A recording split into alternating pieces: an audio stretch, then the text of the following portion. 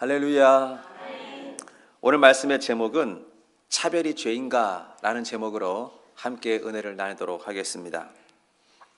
오늘은 야고보가 차별에 대한 이야기를 우리에게 들려주고 있습니다. 사랑하는 성도 여러분들은 혹시 인생을 살면서 차별 대우를 받아보신 적이 있으십니까? 사람이 주로 무엇으로 사람을 차별하던가요? 직업? 아니면 학벌? 아니면 사람의 외모? 그것도 아니면 가정 환경? 사람들은 이렇게 주로 눈에 보여지는 것들을 가지고 사람들을 차별을 합니다. 아마도 우리가 지금까지 인생을 살아오면서 차별 대우를 한 번도 받아보지 않은 사람은 없을 것입니다. 특히 이민자로 살아가는 이 디아스포라들에게는 꼭 한 번쯤 겪고 지나가는 것이 차별 대우입니다. 사람이 자신이 태어난 조국을 떠나서 외국에서 산다는 것이 그리 만만한 일은 아니지 않습니까? 이민자들이 각자의 사연들을 가지고 조국을 떠났다고 하는 것은 그 사회에서 메이저가 아니고 마이너리티로 살아간다는 것을 의미합니다. 그렇기 때문에 인종차별을 당하는 경우가 종종 있습니다. 이것은 한국에 사는 한국 사람들은 전혀 상상도 하지 못하는 일입니다. 그런데 이런 차별 대우는 사회적인 문화 구조 속에서뿐 아니라 직장 내에서도 차별 대우가 있습니다. 그리고 심지어는 가정 안에서도 차별 대우가 일어나고 있는 것을 보게 됩니다. 부부 간에도 차별 대우가 있습니다. 그리고 부모 자식 간에도 차별 대우가 있습니다. 그리고 친형제들 간에도 차별 대우가 있고요. 그리고 친인척 간에도 차별 대우가 있습니다. 그런데 세상이 어떻게 돼가려고 하는지 모르겠지만 이제는 자녀들이 부모를 차별하는 모습을 심심치 않게 봅니다. 이민 와서 자녀를 공부를 열심히 시켜놓았더니 자녀들이 이 부모가 영어를 하지 못한다는 이유로 부모를 차별하는 시대가 되었습니다. 열심히 공부를 시켜서 대학원을 보내놓았더니 엄마는 아는 것이 아무것도 없다고, 무지하다고 자녀들이 부모를 차별하는 시대가 되었습니다. 그뿐이 아니라 교회 안에서도 차별 대우에 대한 문제는 쉽사리 없어지지 않습니다. 그래서 오늘 야고보는 야고보서 2장 1절에 이렇게 말을 하고 있습니다. 내 형제들아, 영광의 주 곧 우리 주 예수 그리스도에 대한 믿음을 너희가 가졌으니 사람을 차별하여 대하지 말라 그랬습니다. 자, 야고보가 말하고 있습니다. 사람을 차별하여 대하지 말라 그랬습니다. 지금 야고보가 누구에게 이런 말을 하고 있는 것입니까? 내 형제들이라고 불렀습니다. 그리고 내 형제들은 곧 우리 주 예수 그리스도에 대한 믿음을 가진 사람들을 말하고 있습니다. 좀 직설적으로 표현하자면 성도들을 향해서 말하고 있는 것입니다. 교회 안에서 사람 차별 대우하지 말라는 것입니다. 초대교회 시대에도 교회 안에 사람들을 차별 대우하는 일들이 있었습니다. 그래서 야고보가 성도들에게 이런 말을 한 겁니다. 사람을 차별해서 대하지 말라 그랬습니다. 그런데 한 가지 특이한 사실은 이 차별이라고 하는 이 단어가 야고보서 1장 6절에 보시면 이 의심이라고 하는 단어가 나오는데 이 차별과 의심을 같은 단어를 쓰고 있다는 거예요. 우리 한국말에는 차별이라고 번역을 하기도 하고 또 다른 곳에는 의심이라고 번역을 했지만 사실 이 두 단어가 똑같은 단어라는 것입니다. 야고보서 1장 6절에 보시면 오직 믿음으로 구하고 조금도 의심하지 말라. 의심하는 자는 마치 바람에 밀려 요동하는 바닷물결 같으니 그랬습니다. 여기서 말하는 이 의심이라고 하는 단어가 헬라어로 말할 때 디아크리노라고 하는 단어입니다. 그런데 야고보서 2장 1절에 이 차별이라고 하는 단어도 디아크리노라고 하는 단어를 쓰고 있습니다. 그러니까 이 의심이라는 말과 이 차별이라는 이 두 단어가 같은 단어를 쓰고 있는 거예요. 자, 그러면 이 디아크리노가 무슨 뜻인지 우리가 알아야겠죠. 이 디아크리노라고 하는 단어는 서로 다른 두 힘이 부딪히는 것을 말합니다. 완전히 다른 두 힘이 이렇게 충돌되는 현상을 디아크리노라고 부릅니다. 그러니까 이 의심이라고 하는 것은 서로 다른 두 힘이 부딪힐 때 의심이 생기는 거예요. 예를 들면 이런 거죠. 우리는 어떠한 상황에서도 사람을 믿으려고 하는 마음이 있습니다. 그런데 자꾸만 그 사람이 수상한 행동을 해요. 이상한 행동을 하면 나는 원래 그 사람을 믿으려고 하는 마음이 있지만 내 마음속에서 안 좋은 생각들이 또 들어오는 거예요. 이럴 때 이 두 힘이 충돌하지 않습니까? 이것을 디아크리노, 그리고 이걸 의심이라고 번역을 하는 것입니다.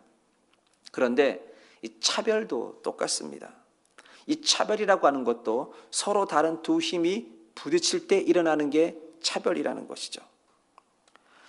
우리에게 보여지는 현상들이 있습니다.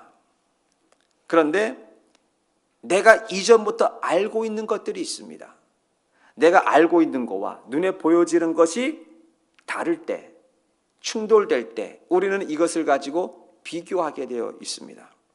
예를 들면 이런 겁니다. 이것을 사람에게 적용을 시키면 우리가 어떤 사람에 대해서 이야기를 많이 들었습니다.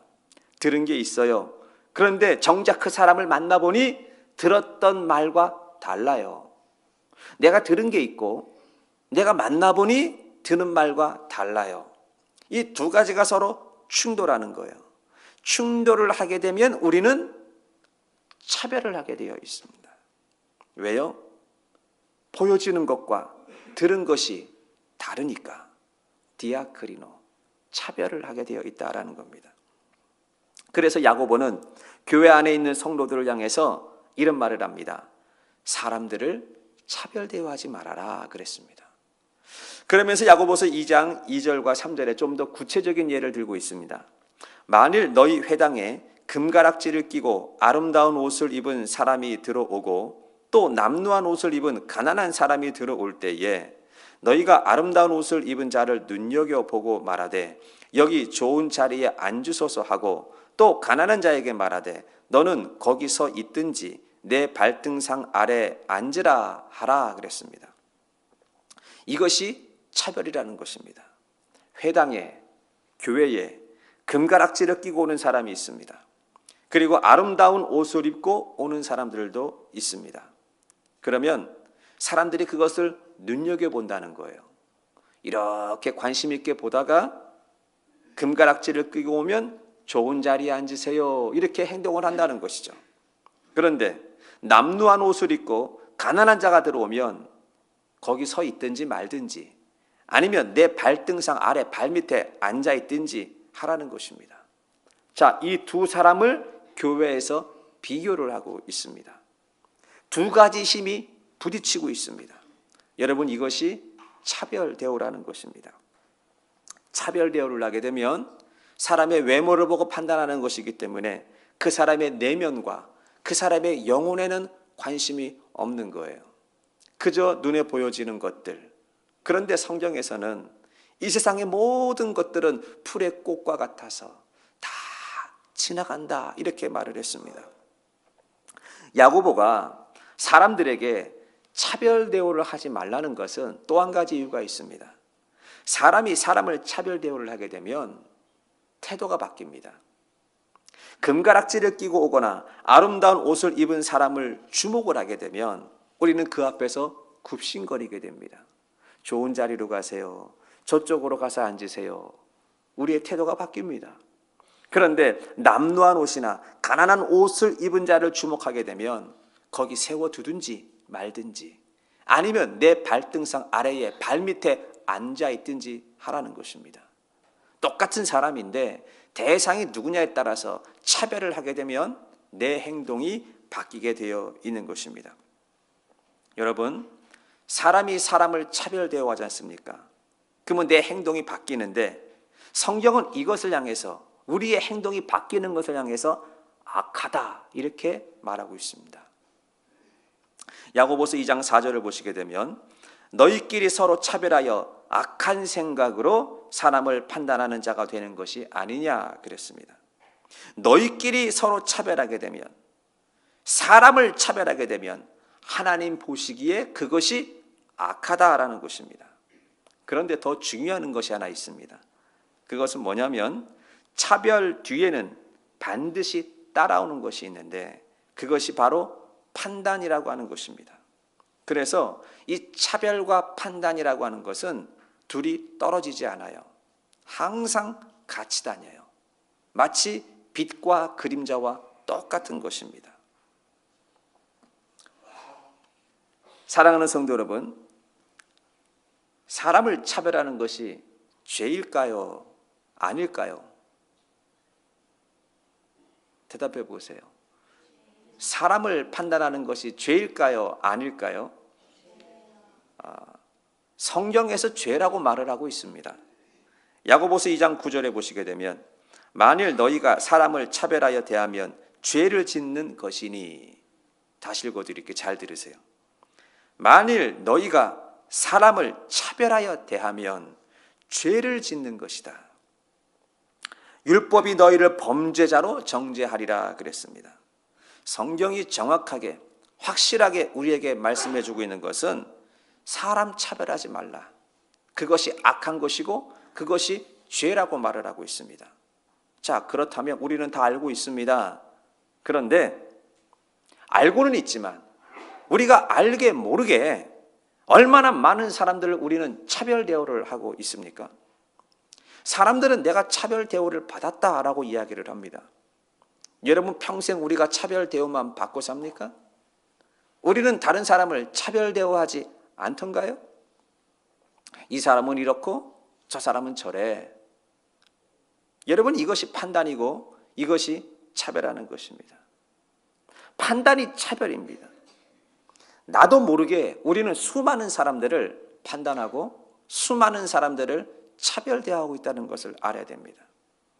그리고 더 심각한 것은 우리는 나는 사람을 차별 대하지 않는다라고 스스로를 안도감을 가지고 착각을 하고 살아가고 있는 경우가 많다라는 것입니다.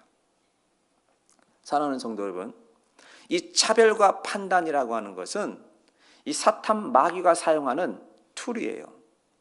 도구예요. 창세기 3장 5절을 보시게 되면 너희가 그것을 먹는 날에는 너희 눈이 밝아져 하나님과 같이 되어 선악을 알 줄 하나님이 아심이라 그랬습니다.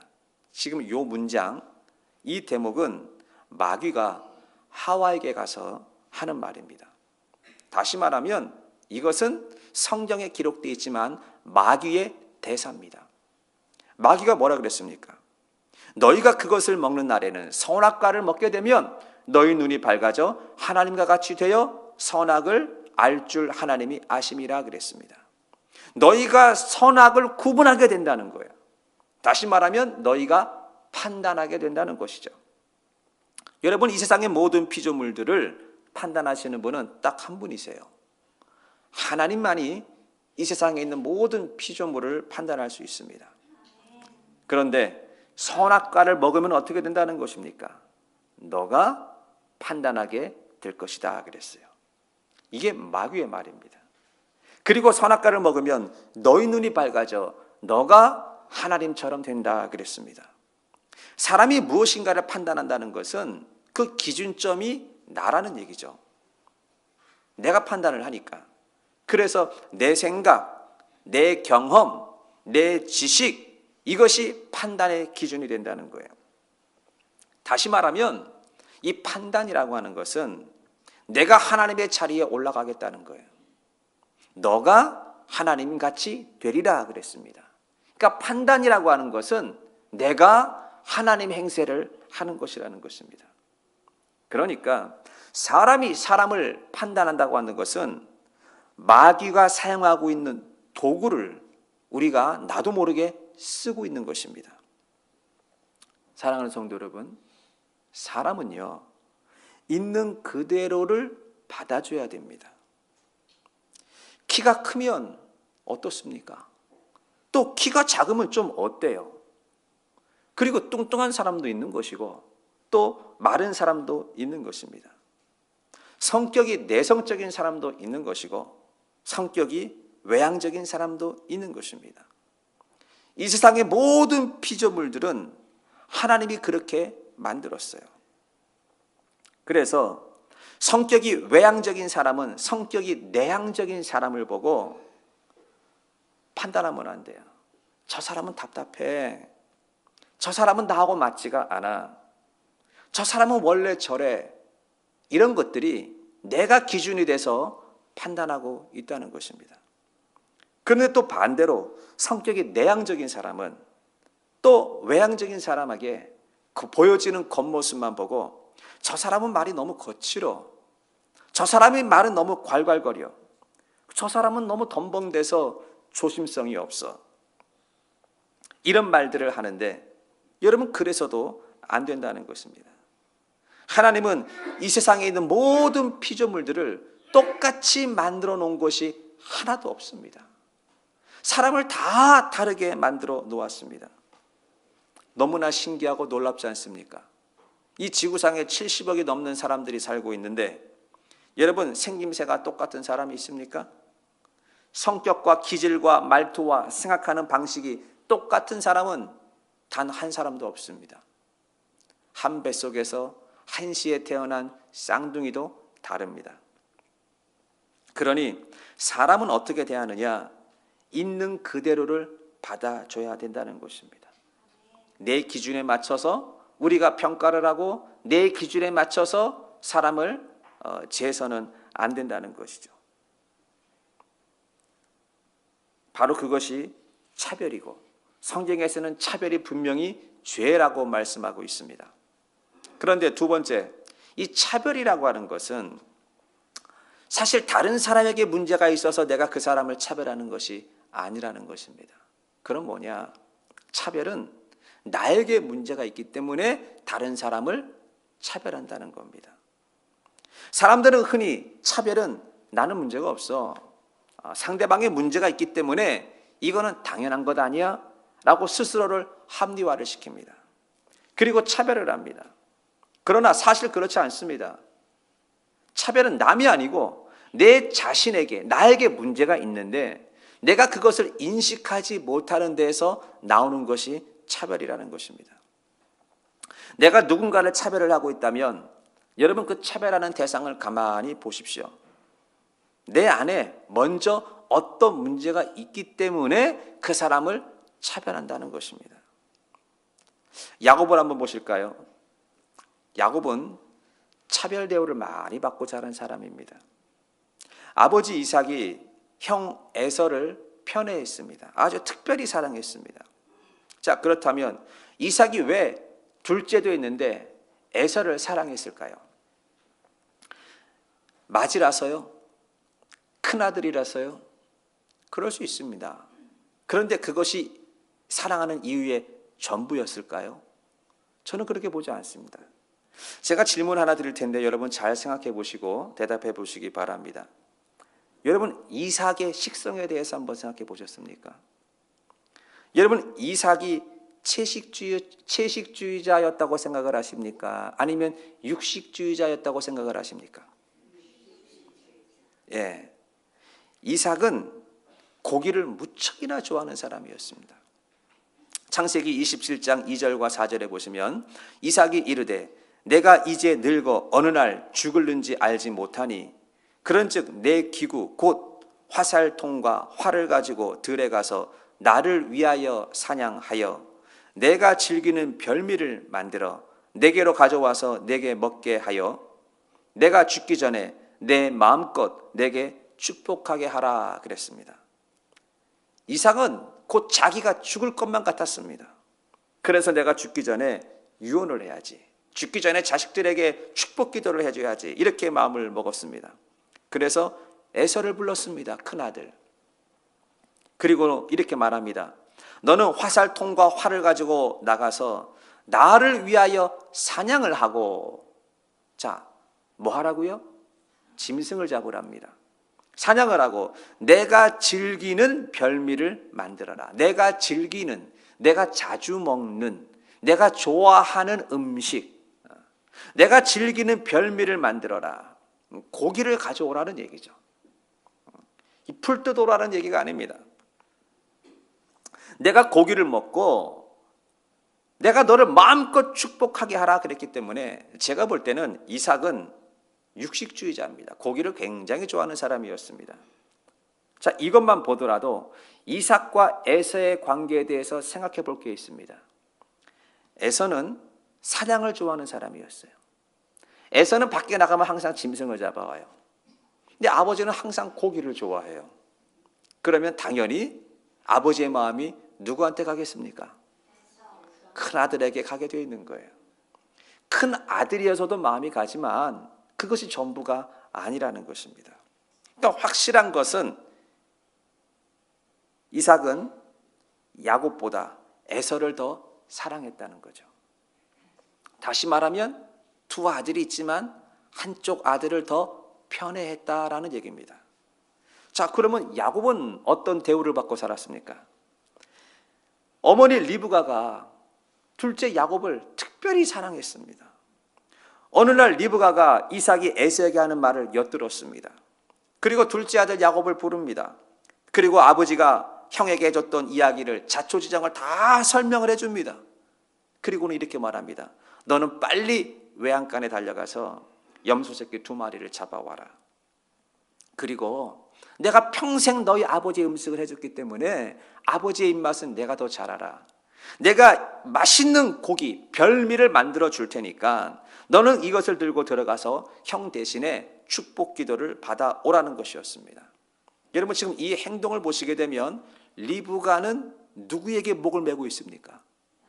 야곱. 리브가는 둘째 아들을 편애하고 있고 리브가는 둘째를 차별 대우하고 있었습니다. 그러자 야곱이 이 말을 듣고 이야기합니다. 어머니, 그러다가 우리는 들키면 죽습니다. 이 축복 기도는 고사하고 저주를 받을까 봐 두렵습니다. 이렇게 얘기를 했어요. 자, 그러자 리브가가 이런 말을 합니다. 창세기 27장 13절에 어머니가 그에게 이르되 내 아들아 너의 저주는 나에게 돌리고 내 말만 따르고 가서 가져오라 그랬습니다. 지금 여러분 여기서 어머니 리브가가 야곱을 부릅니다. 뭐라고 부르죠? 내 아들아 이렇게 불러요. 여러분 내 아들아 이렇게 부르는 것이 그냥 가볍게 부르는 이야기가 아니에요. 리브가가 둘째 야곱을 너무나 지극히 사랑해서 그 애절한 마음으로 이 축복 기도는 너에게 가야 돼. 이러한 마음으로 내 아들아 이렇게 부른 거예요. 성경을 잘 보시면 리브가가 에서를 부를 때 내 아들아 이렇게 불렀던 문장은 성경에 없어요. 그런데요, 창세기 27장 1절을 보시게 되면 이삭이 나이 많아 눈이 어두워 잘 보지 못하더니 맏아들 에서를 불러 이르되 내 아들아 이렇게 불렀다는 것이죠. 그러니까 아버지는 에서를 부를 때 내 아들아, my son, 너무너무 사랑하는 아들아 이렇게 불렀다는 거예요. 근데 어머니는 둘째를 부를 때 야곱아, 내 아들아 이렇게 불렀다는 것이죠. 지금 이삭인의 가정은요, 이 차별 대우가 아주 심한 가정이었습니다. 그리고 리브가가 야곱에게 이렇게 말합니다. 너의 저주는 나에게 돌려라. 그리고 내 말만 믿고 너는 빨리 가서 양을 잡아와, 염소 새끼를 잡아와 이렇게 얘기를 한 거예요. 여러분 이 얘기를 조금 살짝 바꿔서 해석을 하게 되면 이런 얘기죠. 나는 너를 위해서 못할 게 없다. 나는 너를 위해서 죽을 수도 있어. 나는 너를 위해서 저주를 받을 수도 있어. 당장 죽어도 좋아. 이런 얘기를 했는데 여러분 이것이 엄청난 차별 대우입니다.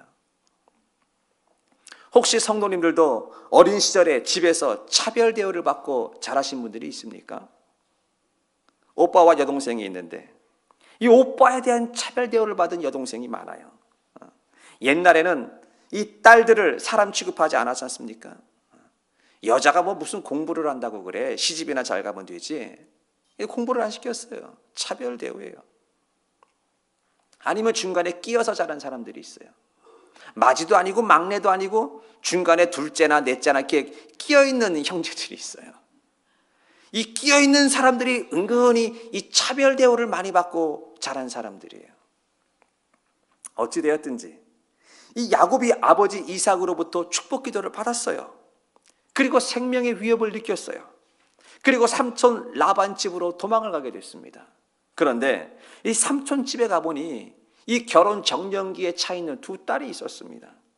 큰 딸의 이름은 레아였고 둘째 딸의 이름은 라헬이었습니다. 창세기 29장 16절을 보시겠습니다. 라반에게 두 딸이 있으니 언니의 이름은 레아요 아우의 이름은 라헬이라. 레아는 시력이 약하고 라헬은 곱고 아리따우니 야곱이 라헬을 더 사랑했다라고 되어 있습니다. 자, 지금 라반의 두 딸에 대한 컨디션을 성경에서 아주 짧게 설명을 하고 있습니다. 레아에 대한 설명은 어떻게 하고 있습니까? 레아는 시력이 약하다 이렇게 나와 있어요. 여러분, 시력 약한 사람의 특징이 있죠. 이 시력 약한 사람은 앞이 잘 안 보이기 때문에 얼굴을 찡그립니다. 안 보이니까 이렇게 보는 거예요. 뭘 보더라도 안 보이니까 자꾸 눈을 이렇게 미간을 찌푸리는 거예요. 여러분, 결혼 정년기에 찬 여자가 사람을 보는데 똑바로 안 보고 이렇게 웃어야 되는데 이쁘겠어요? 안 이쁘겠어요? 당연히 안 이쁘죠. 자, 그러면 라헬은 어떻게 설명을 하고 있습니까? 라헬은 곱고 아름답다 그랬어요. 저는 이 말을 조금 다르게 봅니다. 라헬은 시력이 나쁘지 않았다라는 얘기예요. 여러분, 지금 레아하고 라헬은 자매지간이에요. 자매지간이 얼굴이 완전 딴판으로 태어나겠습니까? 그 얼굴이 그 얼굴이고 뭐 비슷하게 생기지 않았겠습니까? 한 사람은 인상을 팍 쓰고 있고 한 사람은 시력이 좋다는 얘기죠. 이 중동 지방에 계시는 여성분들을 보게 되면 특징이 눈이 큽니다. 눈이 동글동글하고 커요. 이 여성분들 얼굴 이쁘게 보이려고 뭐 하죠? 화장할 때 눈 크게 그리잖아요. 눈이 크면 이쁘게 보일 것 같아가지고 아이라인에다 크게 그립니다. 그러니까 야곱이 누가 더 이쁜 거예요? 라헬이 더 이뻐 보였어요. 그래서 한 방에 맛이 갔어요. 야곱이 라헬을 더 사랑했다. 여기서 이 더라고 하는 이야기는 비교급입니다. 이것과 이것이 있는데 이게 더 좋아라는 얘기죠. 비교했다는 얘기는 차별 대우했다는 얘기입니다. 그래서 이 라헬을 얻기 위해서 7년간이나 머슴같이 일을 합니다. 그런데 야곱이 삼촌에게 속아서 언니 레아와 결혼하지 않습니까? 그리고 또다시 라헬을 얻기 위해서 7년을 머슴같이 일을 했습니다. 여러분, 이 정도라면 성경에는 나와 있지 않지만 우리가 짐작할 수 있는 것이 있습니다. 야곱이 레아와 라헬 이 두 사람을 놓고 얼마나 많은 차별 대우를 했냐는 것이죠. 최소한 20년이 넘습니다. 야곱이 첫눈에 반한 여자가 라헬이었기 때문에 이 라헬을 얻기 위해서 7년 동안 누구만 바라봤을까요? 라헬만 바라봤어요. 자, 이제 속았어요. 또다시 라헬을 얻기 위해서 7년을 봉사했는데 그 7년도 누구만 바라봤을까요? 라헬만 바라봤어요. 근데 라헬이 아이를 못 낳아요. 그러니까 또 품삯을 얻기 위해서 또 7년 동안 열심히 일을 하는데 누구만 바라봤을까요? 라헬만 바라봤어요. 차별대우한 거죠. 여러분, 그러면 우리가 레아 입장에서 한번 생각해 보자고요. 언니 입장에서. 레아가 오죽했으면 얼마나 많은 차별 대우를 받고 살았으면 첫 아이의 이름을 낳고 르우벤이라고 짓습니다. 여러분, 르우벤 뜻이 뭡니까?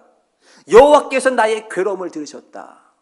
내가 지금 차별 대우 받고 있다라는 거 아닙니까? 레아가 둘째 아들을 낳았습니다. 둘째 아들의 이름이 시므온입니다. 여러분, 시므온 뜻이 무엇이죠? 아직도 나는 사랑받지 못하는 여자다라는 것이에요. 둘째 아이의 이름을 속에서 내가 지금도 남편에게 차별 대우 받고 있다라고 고백을 하고 있는 거예요. 셋째를 낳았습니다. 셋째 아들의 이름이 무엇입니까? 레위였습니다. 여러분, 레위라고 하는 뜻은 이제는 내가 남편과 연합하겠다라고 하는 소망이 담겨 있는 말입니다. 첫째나 둘째나 셋째를 낳을 때까지 레아는 전부 다 남편에게 사랑받지 못하는 것을 고백하고 있었습니다. 차별 대우받고 있었다는 것이죠. 자, 그렇다면 지금 이 두 여인이 차별 대우받는 이 문제가 레아의 문제입니까? 라헬의 문제입니까? 한 사람이 이뻐서 생기는 문제입니까? 한 사람이 못생겨서 생기는 문제입니까? 그것은 야곱의 문제입니다. 야곱 때문에 이런 일이 생기는 겁니다. 좀 더 살펴볼까요? 야곱에게는 눈에 넣어도 아깝지 않은 아들이 한 명 있었는데 그 아들이 요셉이었습니다. 요셉이 왜 형들에게 미움을 받아야 되는 거죠? 이게 요셉의 잘못입니까? 아버지 때문에 그런 겁니까? 창세기 37장 3절과 4절에 보시게 되면 요셉은 노년에 얻은 아들이므로 이스라엘이 여러 아들보다 그를 더 사랑하므로 벌써 비교급이 나왔습니다. 그를 위하여 채색옷을 지어주니 그의 형들이 아버지가 형들보다 그를 더 사랑함을 보고 그를 위하여 그에게 편안하게 말할 수 없었더라 그럽니다. 야곱이 여러 아들들보다 요셉을 더 사랑했다, 비교했다, 차별대우했다. 얼마큼 차별대우했습니까? 채색옷을 만들어 입혔습니다. 그 당시 옷에다가 염색을 하고 염료를 한다는 것은 일반 서민들이 입지 못하는 옷입니다. 그런데 저 밑에 11번째 아들인 그 요셉에게 채색 옷을 입혀 주었어요. 자, 그래서 나온 결과가 무엇입니까? 형들이 요셉을 미워하기 시작했습니다.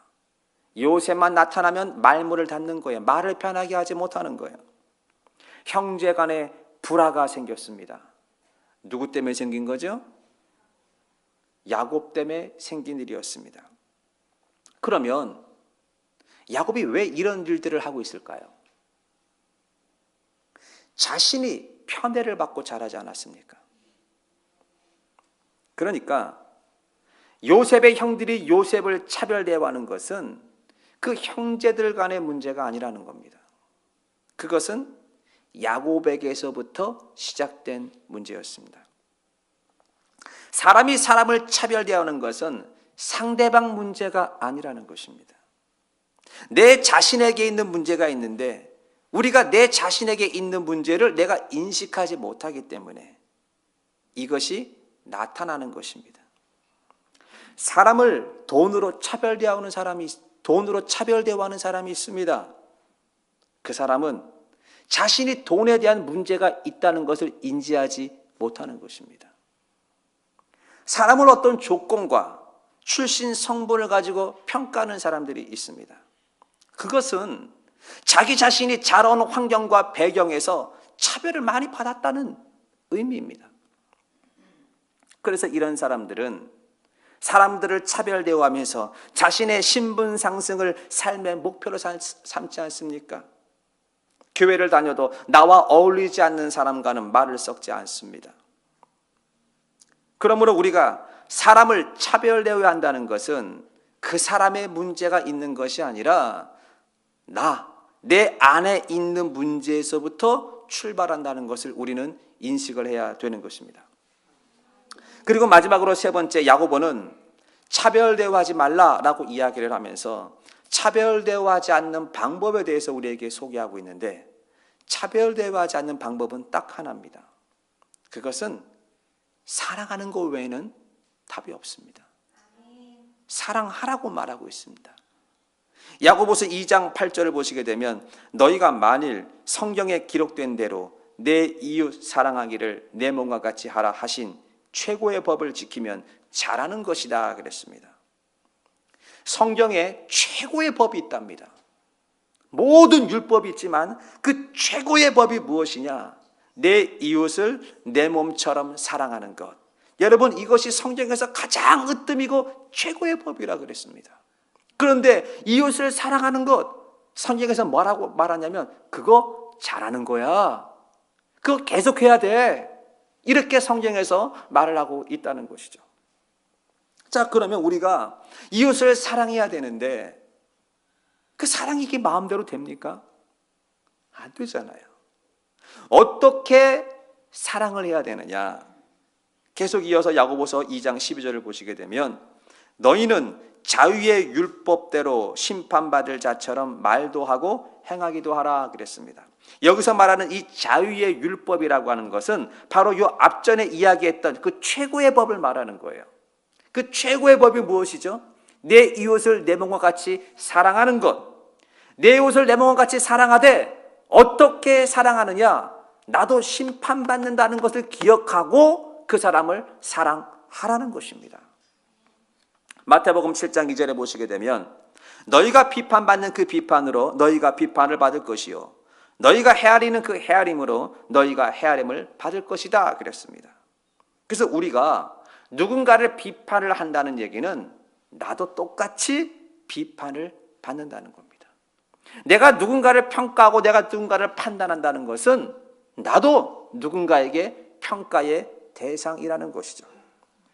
그래서 우리는 그것을 기억하고 사람을 사랑하라는 것이에요. 나도 심판의 자리에 올라가 있다는 것을 알고 사람을 사랑하는 것, 그것이 최고의 법이래요. 내 이웃을 내 몸처럼 사랑하는 것. 사랑하는 성도 여러분, 이 사랑이라고 하는 것은요, 허다한 죄를 덮습니다. 사랑은 차별도 덮어버립니다. 사랑은 편견도 덮어버립니다. 이 사랑이라고 하는 것은 포용성이 강합니다. 다 품을 수 있는 거예요. 우리가 자식을 내 몸처럼 사랑하니까 자식이 잘못해도 품잖아요. 그게 내 새끼면 내가 품을 수 있겠습니까? 내 자녀고 내가 정말로 사랑하는 자녀이기 때문에 그 아이가 무슨 일을 해도 우리는 다 품게 되는 것입니다. 만약에 우리 눈에 자꾸만 무엇인가 띄고 사람을 판단하게 되고 사람을 차별하게 된다면 그것은 반대로 말하면 내 안에 그 사람을 향한 사랑이 없다는 것입니다. 최고의 법이 이웃을 사랑하는 거라고 그랬는데 내 안에 사랑이 없다는 얘기죠. 그러면 우리는 어떻게 해야 되는 겁니까? 내 안에 사랑이 없음을 내 자신을 보고 우리는 한탄해야 됩니다. 하나님, 내 안에 사랑이 없습니다. 하나님, 내 안에 눈물이 메말랐습니다. 우리는 이것을 보고 한탄해야 한다는 것이죠. 그래서 기도해야 됩니다. 하나님, 사랑할 수 있도록 도와주십시오. 하나님, 포용할 수 있도록 도와주십시오. 하나님, 내가 사랑의 눈으로 바라볼 수 있도록 도와주십시오. 그렇게 기도를 해야 될 줄 믿습니다. 차별을 이기는 방법은 오직 사랑인 것을 아시고 하나님께 하나님의 사랑을 달라고, 내가 하나님의 사랑 안에 푹 잠기게 해달라고 기도하시기를 주의 이름으로 축원을 드리겠습니다. 아멘. 문들어